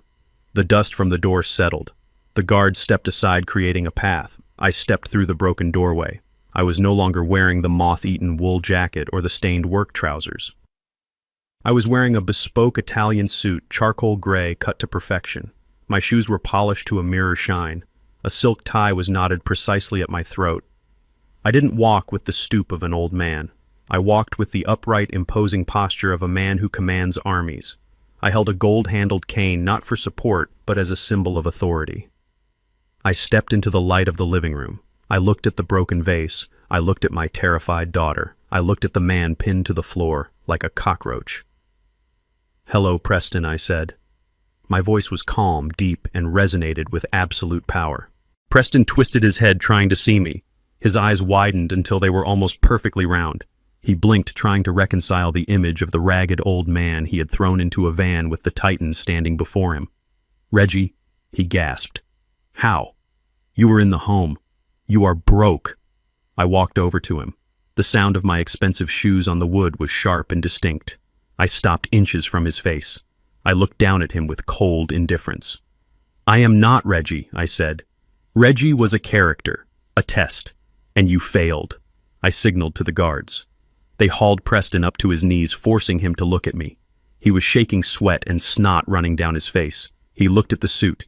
He looked at the guards. He looked at the line of Rolls-Royces visible through the shattered door. "Who are you?" Preston screamed, his mind snapping under the strain of the reality shift. "You are a nobody. You are an unemployed loser." I leaned in close. I wanted him to hear every syllable. "I am the man who signs the checks of the CEO who fired you," I said. "I am the majority shareholder of the bank that holds your mortgage. I am the owner of the land you are kneeling on. And right now, I am the man who owns your life." Preston shook his head. No, that is impossible. You are just a mechanic." "I was a mechanic 40 years ago," I corrected. "Now I am King Logistics. And you, Preston, are a trespasser. You are a kidnapper. You are a fraud." I looked at Nia. She was staring at me, her mouth open, tears drying on her cheeks. She saw the suit. She saw the power, and for the first time she saw her father not as a victim, but as a force of nature. "Daddy," she whispered. I turned back to Preston. "You wanted my money," I said. You wanted my power. Well, here it is. This is what power looks like, son. It doesn't look like bullying a woman with a knife.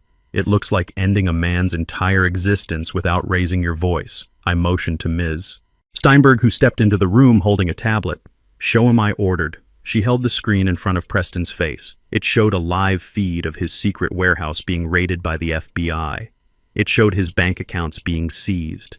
It showed his face on a breaking news alert for corporate espionage. You are finished, Preston, I said. You have no money. You have no job, you have no wife, and as of this moment you have no freedom. Take him out of my house, I commanded the guards, and make sure he hits every step on the way down. As they dragged him screaming out the door, I turned to my daughter. I held out my hand. She looked at it, then at me. She rushed forward and buried her face in my chest, sobbing. I held her tight, the expensive fabric of my suit absorbing her tears. The war was over, but the cleanup was just beginning. Preston Sterling was a cockroach. You could step on him, you could spray him, but he always found a way to skitter back into the darkness.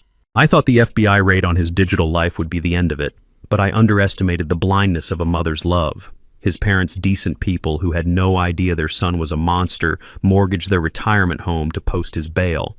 He was out within 48 hours, and instead of running, instead of hiding, he did the only thing a narcissist knows how to do. He sought the spotlight. I turned on the television in my living room. Every channel was broadcasting the same breaking news alert. There he was. Preston sat in a studio chair looking gaunt and bruised, wearing a cheap suit that was clearly borrowed. He was crying. It was a masterful performance. My father-in-law is not who he says he is.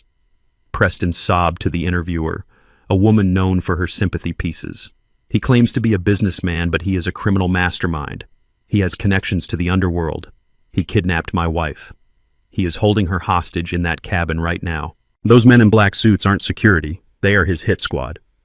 The interviewer leaned in her face, a mask of concern. And the charges against you, Preston, the corporate espionage.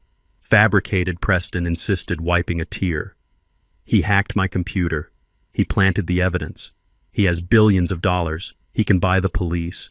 He can buy the judges. I am just a regular guy who tried to protect his wife, and now he is trying to destroy me. Please, if anyone is listening, save Nia.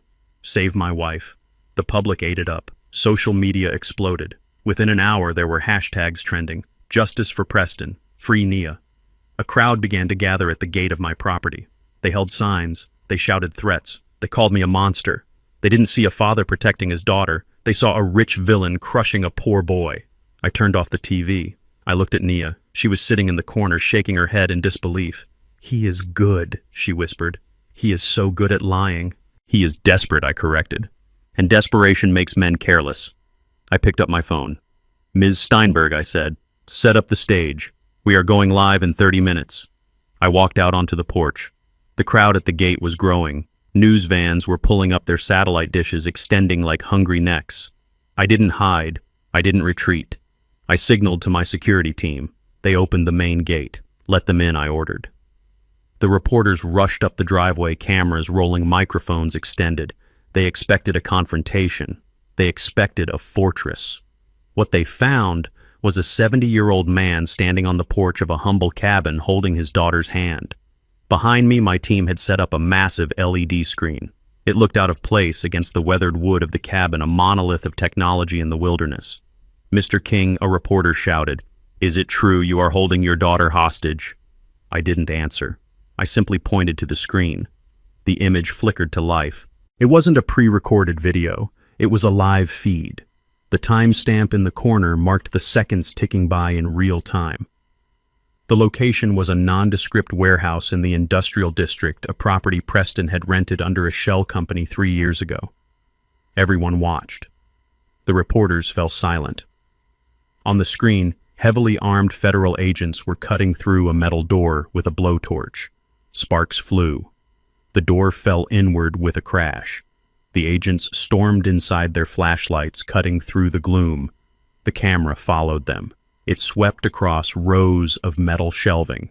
But there were no legitimate goods on those shelves. There were stacks of counterfeit currency drying on racks. There were bags of white powder that tested positive for synthetic opioids. There were boxes of stolen electronics. I stepped up to the microphone my team had placed on the stairs. "Preston Sterling claims I am a criminal," I said, my voice booming across the yard. "He claims I planted evidence." But what you are seeing right now is a federal raid on a warehouse leased in his name, paid for with his accounts, and accessed with his biometric key. The screen split. On one side was the raid, on the other was a document. "This is the lease agreement," I continued, "signed by Preston Sterling, and this is the ledger we recovered from his encrypted cloud server. It details every transaction, every drug deal, every laundered dollar. He wasn't selling logistics services. He was using my company's shipping containers to move contraband." Naya stepped up beside me. She looked into the cameras. Her voice was shaky but clear. "My husband isn't a victim," she said. "He is a predator. And my father didn't kidnap me. He saved me." Miles away in the living room of his parents' modest house, Preston Sterling sat frozen. The remote control slipped from his hand and hit the floor. He watched the screen. He watched the raid. He watched his entire house of cards ignite and burn to ash in high definition. He saw the reporters turning to their cameras, their faces changing from sympathy to shock. He heard the anchor on the news channel interrupt the broadcast. "Breaking news," the anchor said. "The FBI has just issued a nationwide manhunt for Preston Sterling. He is considered armed and dangerous. If you see this man, do not approach. Call 911 immediately." Preston scrambled backward, knocking over his mother's coffee table. His parents stared at him, horror dawning in their eyes. They had mortgaged their home for a drug dealer. "I have to go," Preston stammered. "I have to leave." He grabbed his car keys and ran out the back door. He jumped into his mother's old sedan. He turned the key. The engine sputtered. He looked at the house. He heard sirens in the distance. They were coming. Not just the police. The loan sharks would see this too. Everyone was coming for him. He slammed his foot on the gas, screeching out of the driveway, a man running a race he had already lost. He was no longer a husband. He was no longer a victim. He was prey. Preston Sterling drove his mother's rusted sedan like a man possessed. He ran 3 red lights and sideswiped a parked delivery truck, but he didn't stop. The sound of sirens wailed in the distance, a constant reminder that his world had shrunk to the size of a prison cell. His phone sat in the cup holder, vibrating with calls from numbers he didn't recognize. Probably the press, probably the police, probably the men who wanted to break his legs. He needed a way out. He needed cash. He needed a plane ticket. His mind raced through his list of contacts, but everyone had abandoned him. His friends had blocked his number. His parents were broke because of his bail. There was only one person left. One person who might help him, not out of love, but out of fear. He dialed Henderson. The phone rang once, twice. Preston gripped the steering wheel, his knuckles white. "Pick up, you coward, pick up!" Henderson answered on the 3rd ring. "Hello, Preston." Preston let out a sob of relief. "Henderson, listen to me. I know you fired me. I know you hate me. But you have to help me. I have copies of the internal emails. I have the offshore shipping manifest. If I go down, I am taking the company with me. I will leak everything to the IRS. I will tell them King Logistics is a fraud." He was bluffing. He had nothing. His laptop was fried and his cloud access was revoked. But desperation makes men believe their own lies. "I need $50,000, Preston shouted, his voice cracking. "Cash. And I need a boat. Get me out of the country, and you never hear from me again." There was a pause on the line, then a click. The sound quality changed. "You are on speaker, Preston." A deep, familiar voice rumbled. Preston froze. He knew that voice. It was the voice of the man who had dismantled his life piece by piece. Reggie Preston whispered. "It is Mr. King to you," Reginald corrected, "and you have nothing, Preston. The files you think you have were dummy logs I created to catch thieves like you. Go ahead, call the IRS. They are already looking for you." Preston slammed his hand against the dashboard. "You ruined me. You took my wife. You took my life. You took your own life when you decided to become a criminal," Reginald said calmly. "But I am feeling generous today. I will give you one last chance." Preston's heart skipped a beat. "What?" "I will give you a head start," Reginald said. "I know where you are. I am tracking your phone. The police are closing in on the north side, but the south bridge is clear. Preston looked at the GPS. He was 10 minutes from the South Bridge. If you can make it to the old shipyard in 5 minutes, there is a container ship leaving for Panama, Reginald said. I have a contact there. If you are on that dock in 5 minutes, you might just disappear. Why would you help me? Preston asked, suspicious but desperate. Because I want you gone, Reginald replied. I want you far away from my daughter. 5 minutes, Preston. The clock starts now. The line went dead. Preston didn't think. He didn't question why his nemesis would offer him a lifeline. He just floored the gas pedal. The old sedan groaned in protest but surged forward. He wove through traffic, cutting off cars driving on the shoulder. He saw the shipyard in the distance, the cranes rising like steel giants against the night sky. He checked the time. 3 minutes. He could make it. He was going to escape. He was going to survive, and one day he would come back for revenge. He crashed through the chain-link gate of the shipyard, tires screeching on the pavement. He drifted around a stack of shipping containers and screeched to a halt at the designated dock. He jumped out of the car, his eyes scanning the water for the ship. There was no ship. The dock was empty. The water was black and still. There was no captain waiting to whisk him away to a tropical paradise. There was only the cold wind coming off the harbor and the smell of salt and rust. Preston spun around, realizing too late that he had been led into a trap. But it wasn't the police. It wasn't Reginald.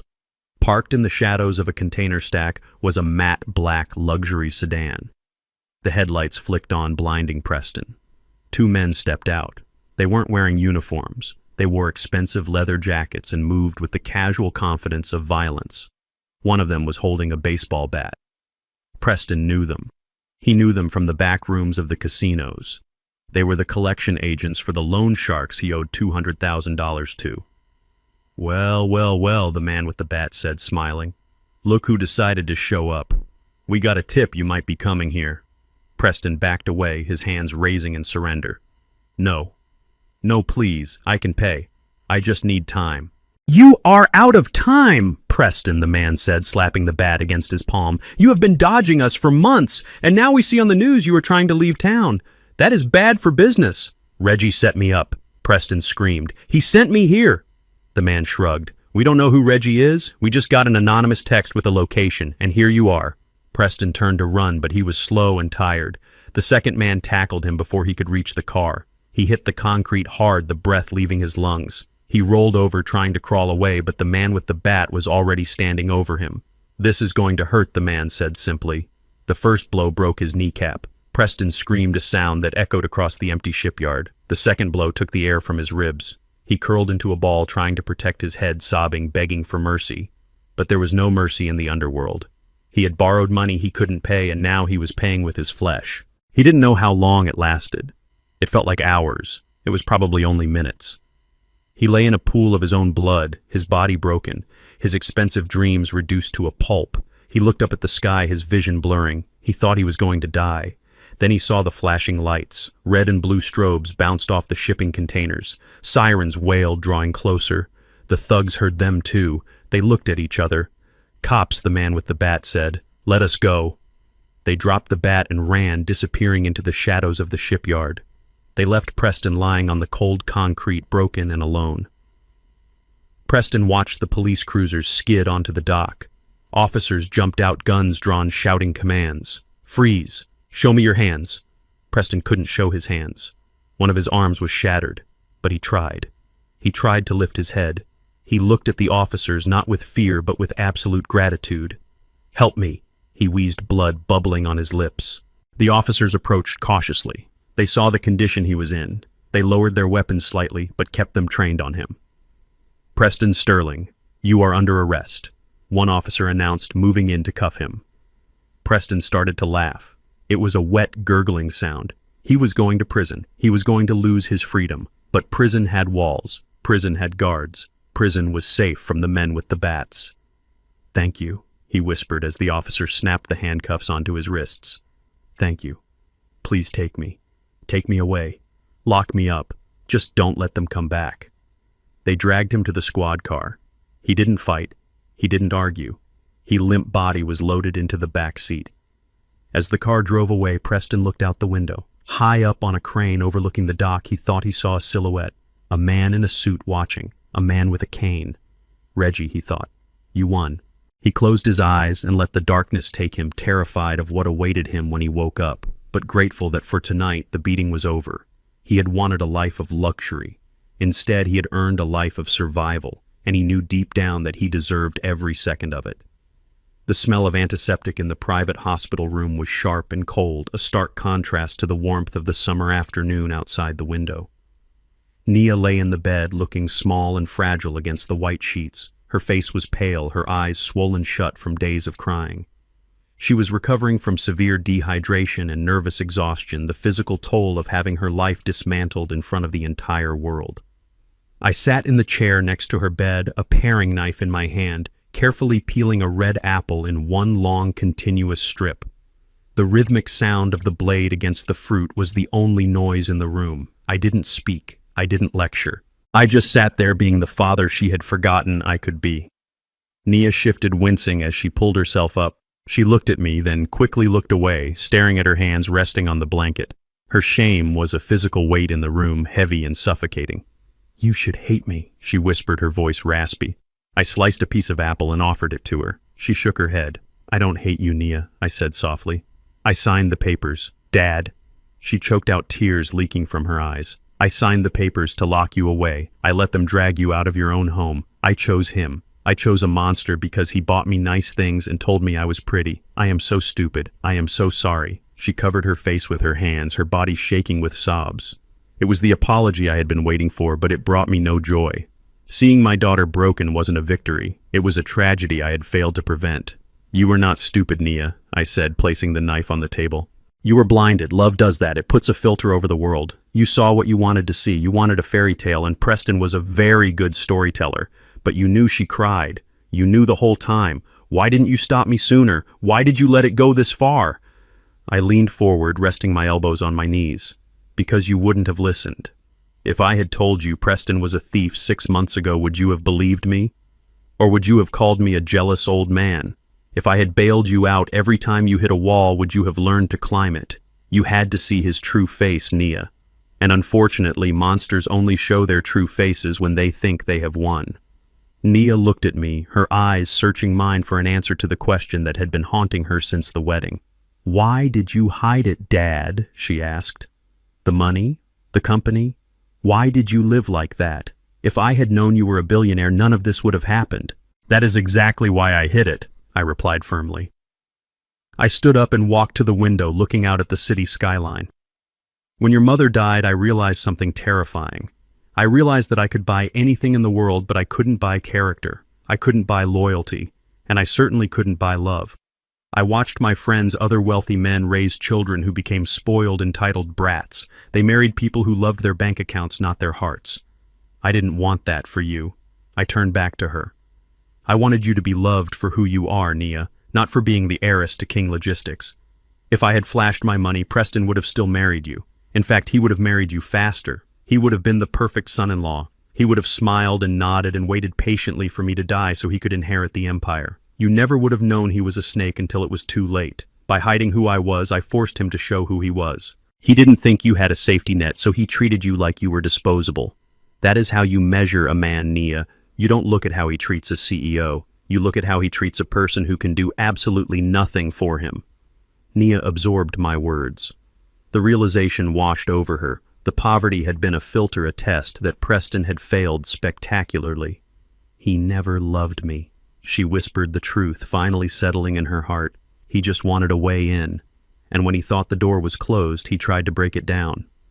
I walked back to the bed and took her hand. It was cold, but she squeezed mine back. "He loved what you could give him," I said. "But that is over now. He is gone. He is in a cage where he belongs, and you are still here. You are safe." Nia looked down at our joined hands. "I don't know what to do now, Dad. I have nothing. I lost the apartment. I lost my job because of the scandal. I am 28 years old and I have nothing to show for it but a criminal record by association and a broken heart." "You have something very valuable," I corrected. "You have a clean slate." I reached into the inner pocket of my jacket. I pulled out a small velvet pouch. Nia flinched, perhaps expecting jewelry, perhaps expecting another lesson. I opened the pouch and tipped the contents into her palm. It was a single silver key. "It is not a mansion," I said. And it is not a handout. It is an apartment in New York City. It is small. It is a fourth-floor walk-up. But it is in a good neighborhood, and the rent is paid for 1 year. Nia looked at the key, confusion wrinkling her brow. You are sending me away. I am sending you to find yourself, I said. In this town, you will always be the girl who married the con artist. You will always be the billionaire's daughter. In New York, you are just Nia. No one knows you. No one cares about your father. I reached into my pocket again and pulled out a business card. This is the number of a friend of mine who runs a non-profit art gallery in Brooklyn. I know you always loved painting before Preston told you it was a waste of time. She has an opening for an assistant. It pays minimum wage. You will have to budget. You will have to take the subway. You will have to work hard. But it will be your work. Your life. Nia closed her hand around the key. She looked at me, tears welling up again, but this time they were tears of relief. You aren't going to give me millions, she asked, a small, sad smile touching her lips. I smiled back. I will give you the same thing I gave Preston. Independence. But unlike him, I think you know what to do with it. The money will be there, Nia, when I am gone or when you have proven you don't need it. Until then, go live. Go make mistakes that are your own. Go find a man who loves you when you are broke. She pulled me into a hug, burying her face in my shoulder. Thank you, Daddy. Thank you for saving me. I kissed the top of her head. I didn't save you, Nia. I just opened the cage. You have to fly. I left her there, clutching the key to her future. I walked out of the hospital feeling lighter than I had in years. My daughter was safe. She was hurt, yes, but she was free. The hard part was over. Now there was only one thing left to do. One final loose end to tie up before I could truly retire again. I walked to the waiting Rolls-Royce. Take me to the state penitentiary, Marcus, I said. I have a visitation appointment. The heavy steel door of the maximum security visitation room slid shut behind me with a finality that echoed in my bones. It had been exactly 1 year since the night at the hotel, 365 days since Preston Sterling had tried to destroy my life. The air inside the prison smelled of industrial cleaner and despair, a scent that clung to the clothes of everyone who entered. I sat on the hard plastic stool on the free side of the plexiglass barrier. I adjusted my cufflinks, the gold catching the harsh fluorescent light. I waited. When the guards brought him in, I almost didn't recognize him. The man who shuffled toward the glass wasn't the arrogant, chest-puffing executive in a white tuxedo. He was a ghost. His head was shaved, revealing a scalp scarred from fights he had undoubtedly lost. His skin was sallow, the color of old parchment, and he had lost at least 30 pounds. The orange jumpsuit hung off his frame like a sack. He sat down slowly, wincing as if his body was a map of bruises. He didn't look at me at first. He looked at his hands, which were calloused and shaking. He picked up the black receiver. I did the same. "Hello, Preston," I said. He looked up then. His eyes were dull, stripped of the fire that had once fueled his greed. But when he saw my suit, the bespoke tailoring, the watch on my wrist, a spark of the old hatred flickered to life. "You came," he rasped, his voice rough from disuse. "I told you I would," I replied. He let out a dry, hacking laugh. "You came to gloat. You came to see the animal in the cage. Does it make you feel big, Reggie? Does it make you feel like a man to see me like this?" I looked at him with no emotion. I didn't feel big. I didn't feel small. I felt nothing. He was just a ledger entry that had been closed out, a bad investment written off. "I didn't come to gloat, Preston," I said quietly. "I came to see if you had learned anything." "Learned anything," he spat, leaning closer to the glass. "I learned that rich people can buy their way out of anything. I learned that the system is rigged. You set me up. You baited me. You set yourself up," I corrected. "You dug the hole, Preston. I just handed you the shovel. You had a good job. You had a beautiful wife who loved you. You had a future. But it wasn't enough. You wanted what I had without earning it." He slammed his hand against the partition. It made a dull thud. "I deserved it," he hissed. "I worked hard. I was the best salesman you had, and you were hoarding millions in the dirt. Speaking of dirt, tell me, Reggie, how is the land? Did you sell it? Did you get your 12 million? Are you enjoying spending my money?" I leaned back, crossing my legs. This was the moment. This was the final nail. "I didn't sell the land, Preston." He blinked, confused. "What?" "I didn't sell it," I repeated, "and I didn't keep it." His brow furrowed. Then what did you do with it? It is prime real estate. You said it yourself. I donated it, I said. Preston went still. He stopped breathing. Donated it. Every acre, I continued. I transferred the deed 6 months ago. The cabin was demolished last week. Construction has already started. Construction on what, he whispered, a look of horror dawning on his face. The Beatrice King Home for Children, I said. It will be the largest orphanage and foster care support center in the state. It will house 200 children who have nowhere else to go. It will give them education, food, and a chance at a life you tried to throw away. No, Preston gasped. No. You threw away $12 million on orphans. You are lying. You are lying to hurt me. I reached into my jacket pocket and held up a folded piece of paper against the glass. It was a photocopy of the dedication plaque. Read it, Preston. He squinted. His eyes scanned the text. Dedicated to the memory of Beatrice King. Land donated by Reginald King. Valued at $12.5 million. He dropped the phone. It swung by its metal cord, banging against the wall. He stared at me, his mouth open in a silent scream of agony. To a man like Preston, losing money was bad. But knowing that money had been given away, burned on charity, wasted on people who couldn't pay it back, that was torture. It broke his brain. He couldn't comprehend a world where character mattered more than cash. He scrambled to pick up the phone, his hands shaking violently. "You are crazy," he screamed into the receiver. "You are insane. That money could have saved me. That money could have bought me a new life. You gave it to trash." "Those children are not trash," I said, my voice turning hard. "They are the future. You are the trash, Preston. You are the waste. You thought money would save you. You thought if you had enough zeros in your bank account you would be a king. But you forgot the most important rule of business and of life." I leaned in, my eyes locking with his terrified stare. "Your net worth is not your self-worth. You are in here because you are morally bankrupt. And no amount of money can bail you out of that." I hung up the phone. Preston started screaming. He slammed his fists against the glass. He cursed me. He cursed Nia. He cursed the world. The guards moved in, grabbing him by the shoulders. They dragged him away, his heels dragging on the floor, his screams fading as they hauled him back to his cell. I watched him go. I didn't smile. I didn't frown. I simply stood up, buttoned my jacket, and turned my back on the man who had tried to break my family. He was gone. He was a memory. I walked out of the visitation room and through the series of checkpoints. The heavy metal doors buzzed and clicked open one by one, releasing me back into the world. I stepped out of the prison entrance and into the blinding afternoon sun. The air tasted sweet. It tasted clean. Waiting at the curb was the black Rolls-Royce. Henderson was standing by the rear door checking his watch. He looked up as I approached, a small smile playing on his lips. "How was the meeting?" Sir Henderson asked, opening the door for me. "Productive," I said. "The account is closed," Henderson nodded. "Good. The board is waiting, Mr. King. The merger with the European shipping line is on the table, and they won't sign without your approval." I looked back at the prison one last time. It was a gray, ugly building, a monument to bad choices. I thought about the cabin in the woods. I thought about Nia in New York painting her first collection.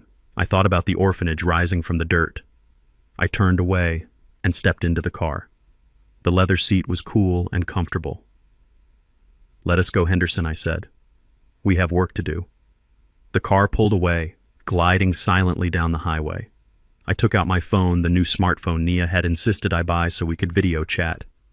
I opened the calendar. I had a board meeting at 2, a charity gala at 6, and a video call with my daughter at 9. I was Reginald King, I was 70 years old, and I was just getting started. In the end, this wasn't just about saving my daughter from a bad marriage. It was about saving her from a life of superficiality. I learned that you can give your children everything, but if you don't teach them to value character over currency, you have given them nothing. Preston thought power was about intimidation and luxury. He learned too late that true power is quiet. It is the discipline to stand your ground when the world underestimates you. Don't let the noise of status blind you to the quiet signal of integrity. Money comes and goes, but your name is the only thing that stays with you until the end. Keep it clean. If you agree that respect must be earned and not bought, hit that like button and subscribe to join our community of truth seekers.